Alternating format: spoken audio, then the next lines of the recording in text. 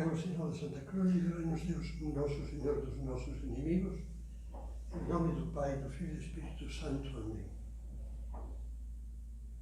Meu Senhor e meu Deus, creio firmemente que estás aqui, que me vês, que me ouves. Adoro-te com profunda reverência. Peço-te perdão dos meus pecados e graça para fazer com fruto este tempo de oração. Minha Mãe Imaculada, São José, meu Pai e Senhor, meu anjo da guarda, intercedei por mim.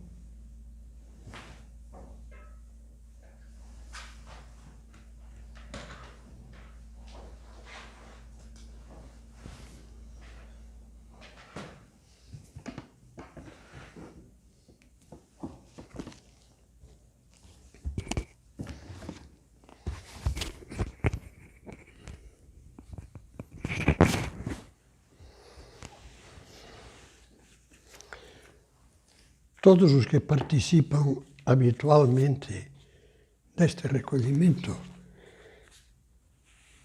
do primeiro sábado do mês no Sumaré já sabem que para o mês de abril está previsto que nós façamos a nossa reflexão sobre um tema muito bom, muito bonito: amizade com Cristo. Demos graças a Deus pela facilidade que nos oferece a tecnologia atual. Encerrados pela quarentena, vocês na sua casa provavelmente, e eu aqui, podemos fazer o recolhimento não só como fazemos normalmente, mas pode fazê-lo acompanhado da sua esposa, dos seus pais, dos seus filhos, de alguns amigos. Podemos chegar até mais longe. Que Deus nos ajude. Eu peço ajuda a Deus para fazer uma meditação que eu imaginava como um selfie. Eu que tive a sorte de estar com São José Maria Escrivá, a bênção de morar com São José Maria Escrivá vários anos, de falar com ele, de falar a sós, mais de uma vez, e de duas, e de 15. Eu vou fazer um selfie em que os fotografados são eu e São José Maria. E antes de clicar a foto, eu fico de lado e que fique só ele. Desceremos a ele a palavra, tudo.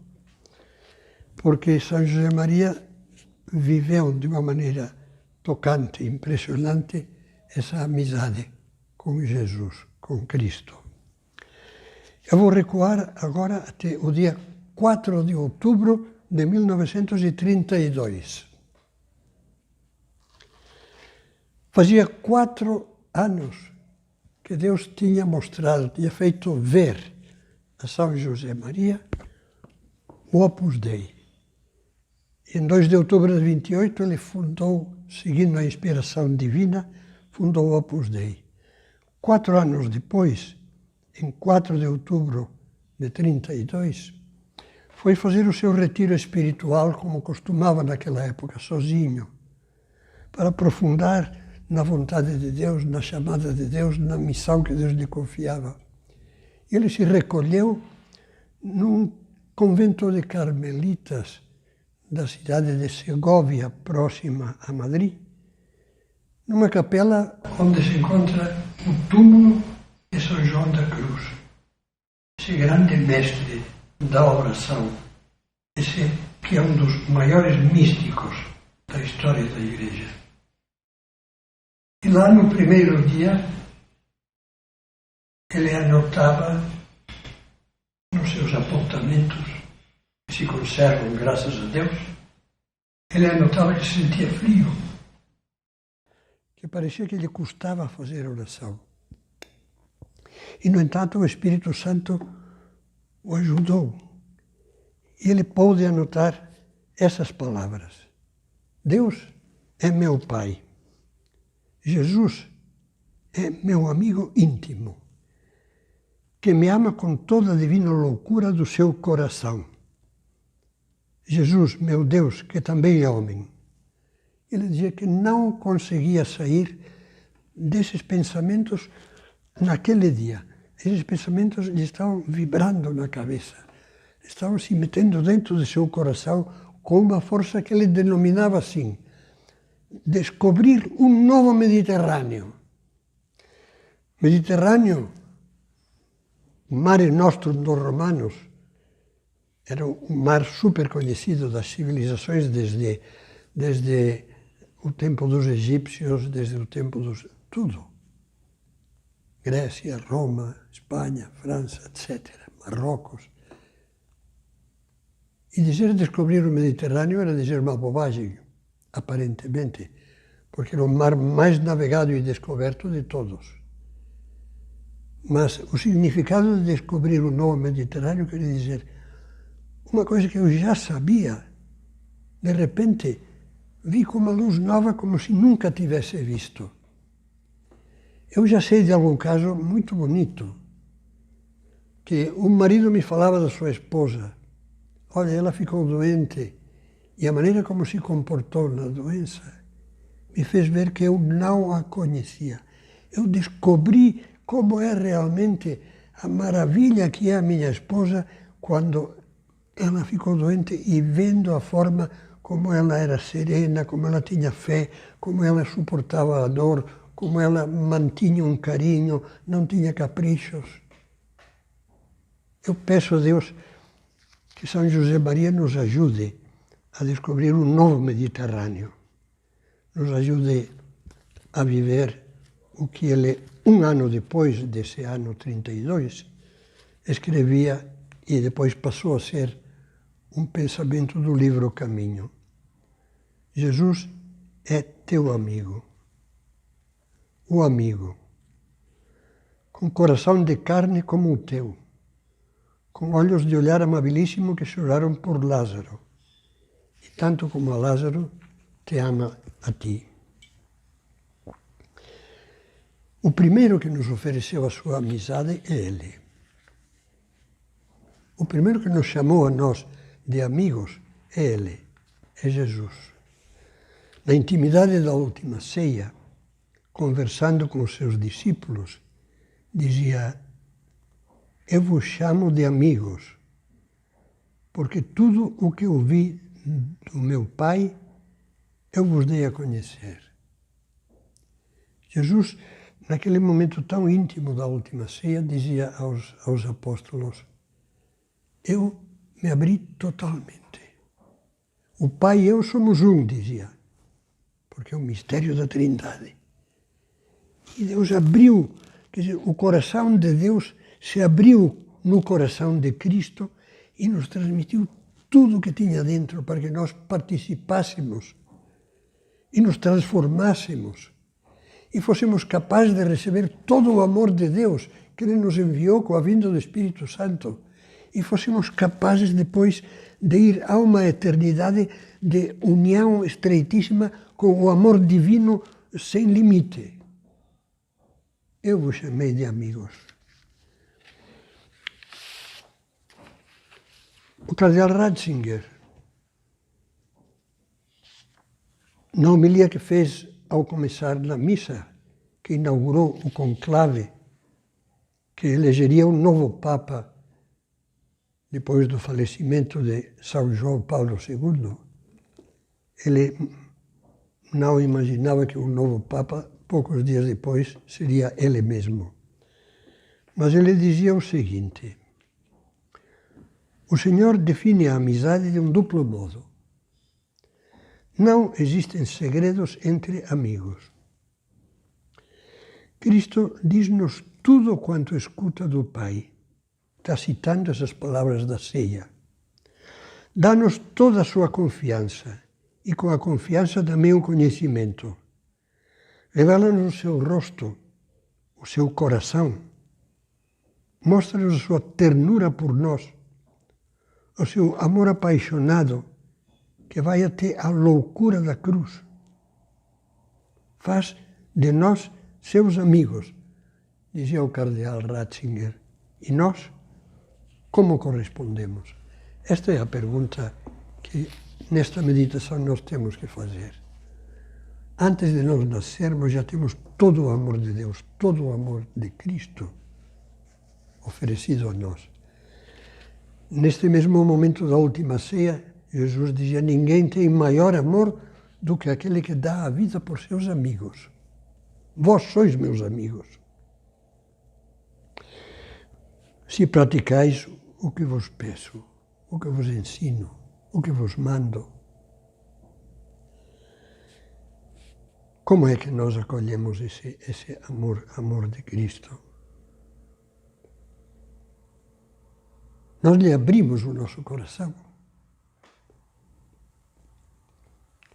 Cada um de nós poderia escutar aquelas palavras de Jesus no Apocalipse.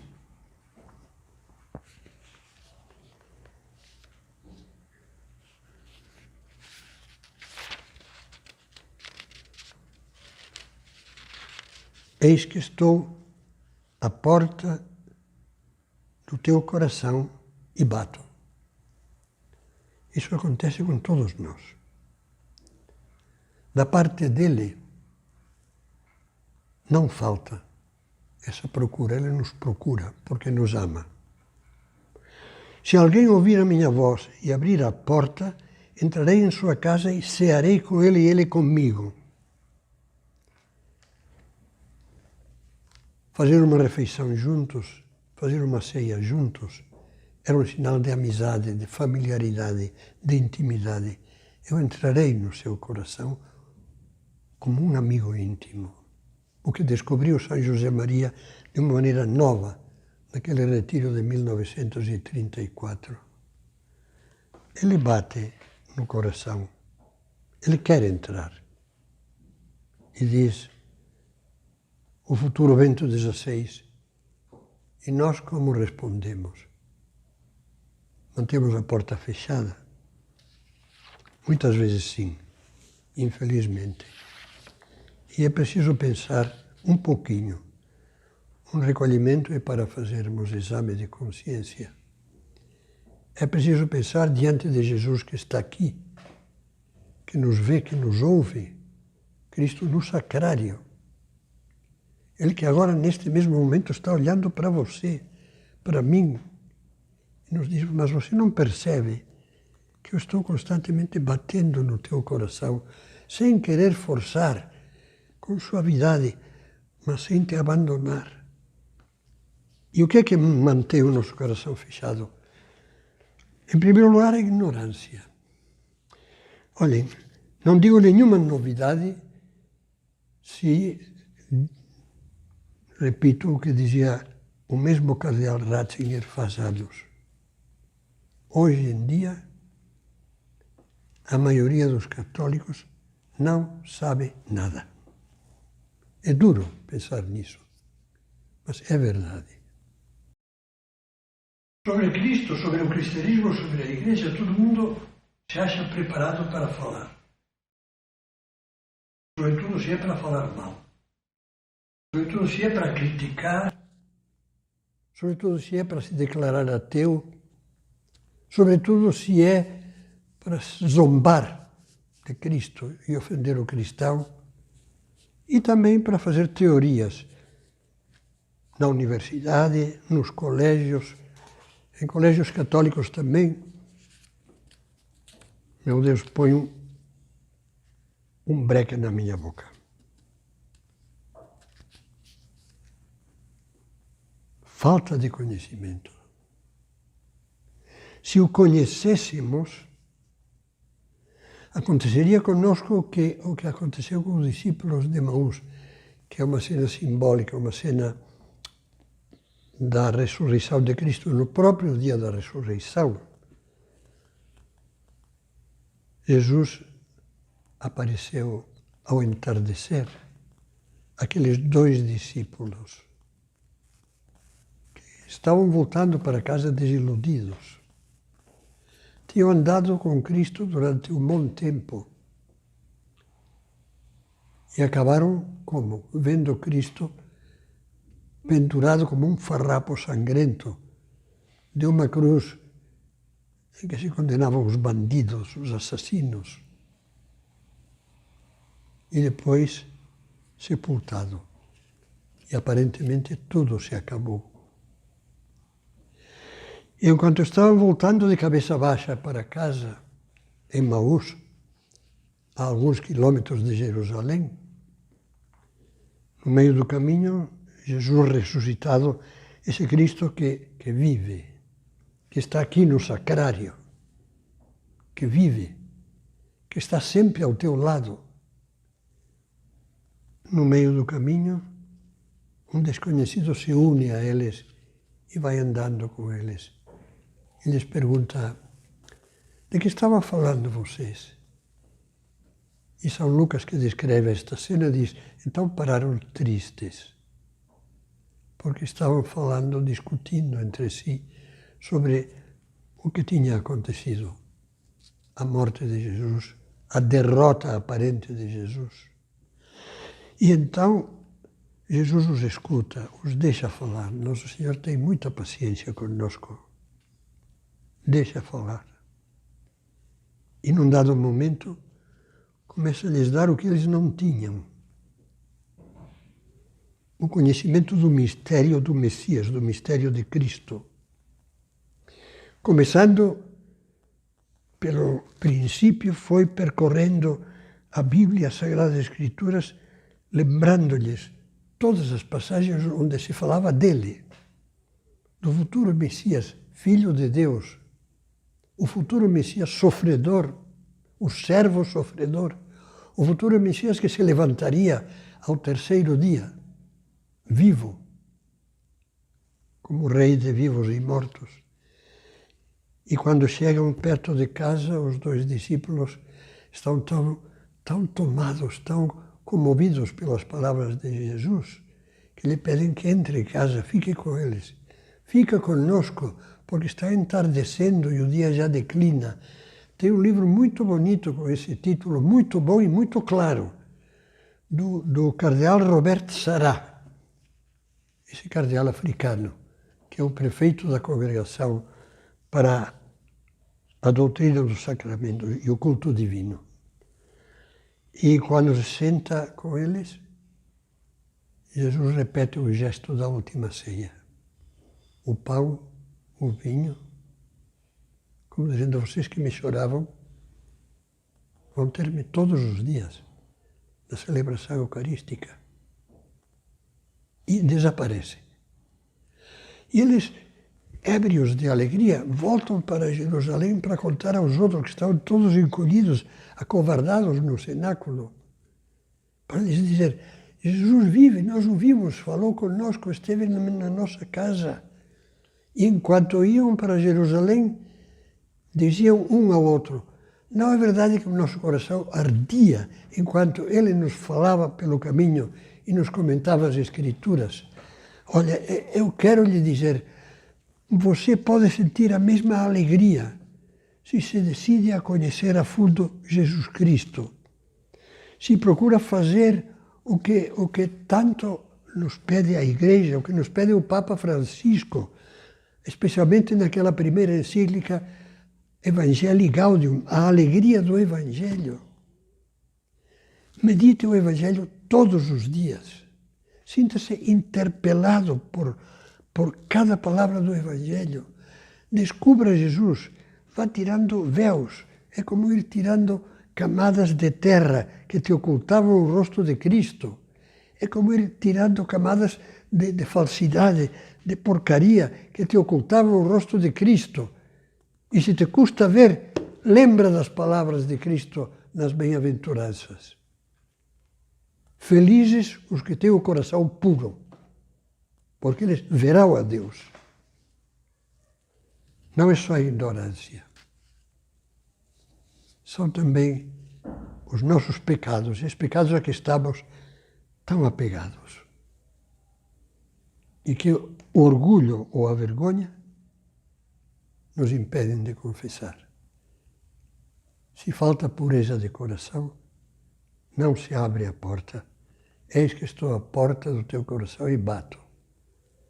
Mas nós estamos com os grilhões, com umas correntes nos pés, que nos impedem de andar, e com as mãos amarradas pelos vícios, pelos defeitos inveterados, pela falta de vontade de mudar, pela falta de espírito de sacrifício para sermos fiéis ao que Cristo nos pede.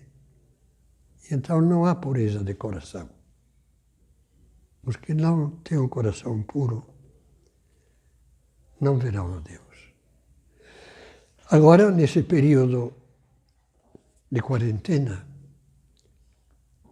vai haver muitos católicos que não vão ter oportunidade de se confessar. Peça perdão a Deus, porque também não poderão comungar. Hoje, esses dias passados, estão falando continuamente das restrições, dos perigos de que quem quer celebrar uma missa reunindo pessoas, como parece que já aconteceu, até a polícia os pode levar presos. Então, procure assistir à missa pela internet. Há muitas missas acessíveis. Procure fazer o seu ato de contrição. Jesus, eu te peço perdão. E empregue esse tempo que as ocupações de outras vezes o levariam a perder, a saltitar pela internet, talvez a cair em charcos imundos e se afundar nesses charcos imundos que às vezes aparecem na internet ao lado de coisas maravilhosas. Não, dedique-se. Olha, eu vou lhe contar, em Barcelona, que é a terra onde tenho meus parentes, como em toda a Espanha, tomaram medidas muito drásticas. E eu, sabendo disso, enviei um WhatsApp àquele irmão meu, ainda tenho 3 vivos, aquele irmão meu que vinha depois de mim, tem mais de 80 anos. Não chega a ter 88 como eu, mas tem 86. E a esposa dele também não é criança. Está elas por elas. E lhes mandei, porque estava preocupado. Como estão? Como é que vocês estão?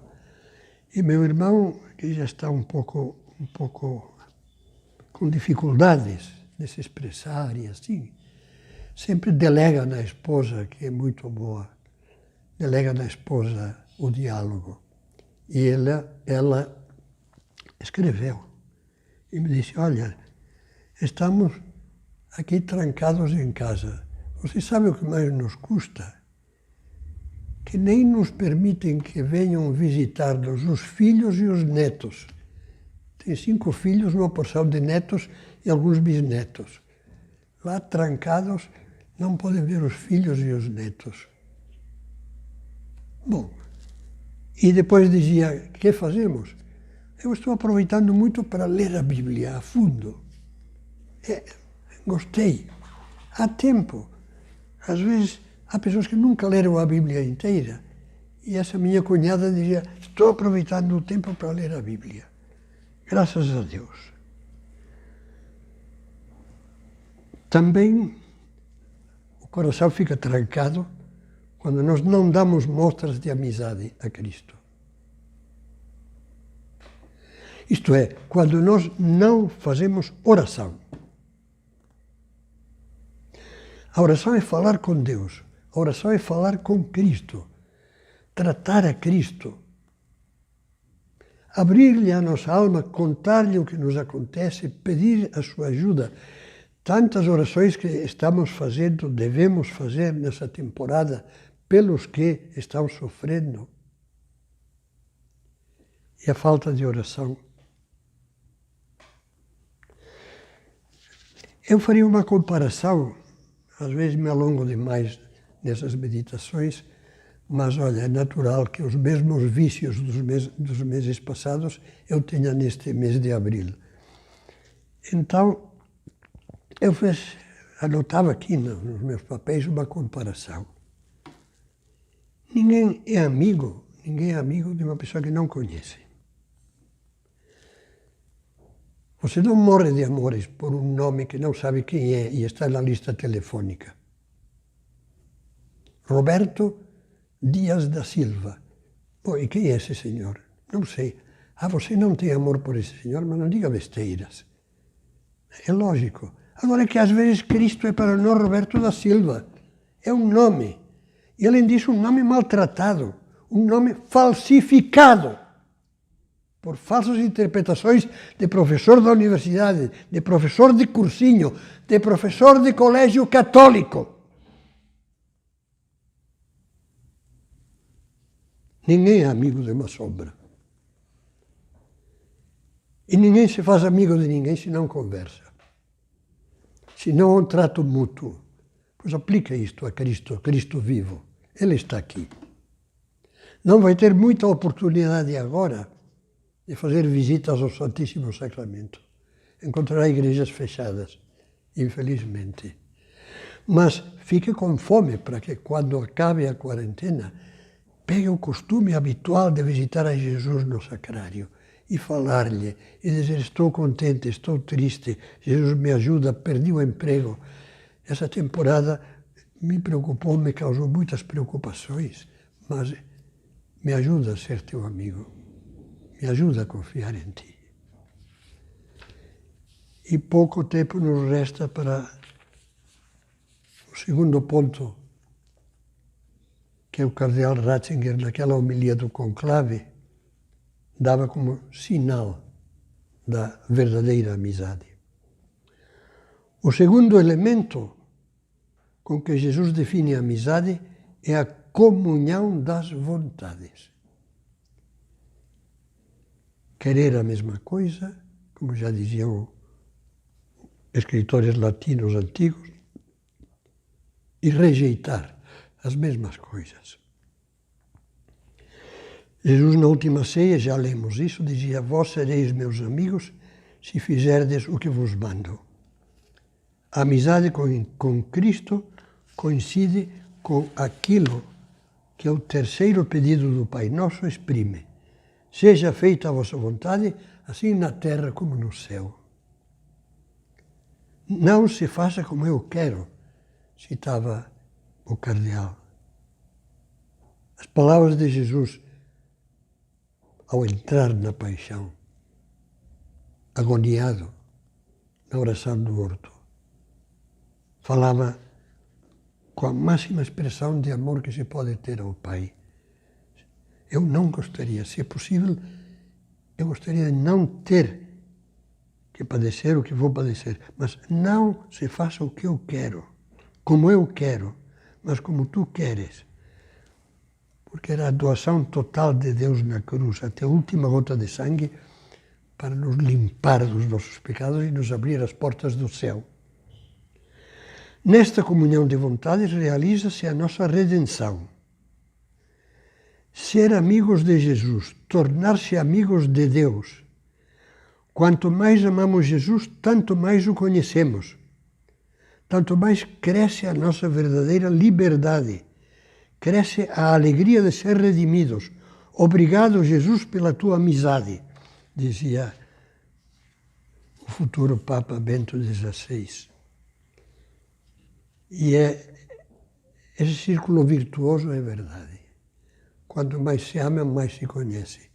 Quanto mais se conhece, mais se ama. Eu, nesse selfie, quero evocar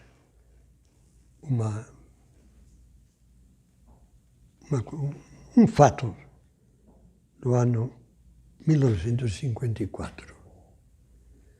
Eu estava um pouco mais jovem, lógico. Estava em Roma. Estávamos naquele colégio romano de Santa Cruz, preparando-nos para o sacerdócio. Estávamos um grupo de quase 100 pessoas, ou mais até. E naquele ano, São José Maria nos deu um retiro. Pregou todos os dias num retiro, de manhã e à tarde. E uma das meditações começou dizendo isso, que é um pensamento bom para concluirmos agora. Meus filhos, seguir a Cristo é a nossa vocação. A vocação do cristão. Todo cristão escuta, desde o batismo, as palavras de Cristo: segue-me. Eu sou o caminho, a verdade e a vida. Seguir a Cristo é a nossa vocação e segui-lo tão de perto que vivamos com Ele, como os primeiros 12. Tão de perto que nos identifiquemos com Ele, que vivamos a sua vida, até que chegue um momento quando não levantamos obstáculos e que possamos dizer como São Paulo: não sou eu que vivo, mas é Cristo que vive em mim. Nossa Senhora é invocada como porta do céu. Nós lhe pedimos agora, terminando esta meditação, minha Mãe, abre a porta trancada do meu coração, porque eu estou com uma imensa vontade de descobrir, saborear e praticar a amizade com o teu Filho Jesus.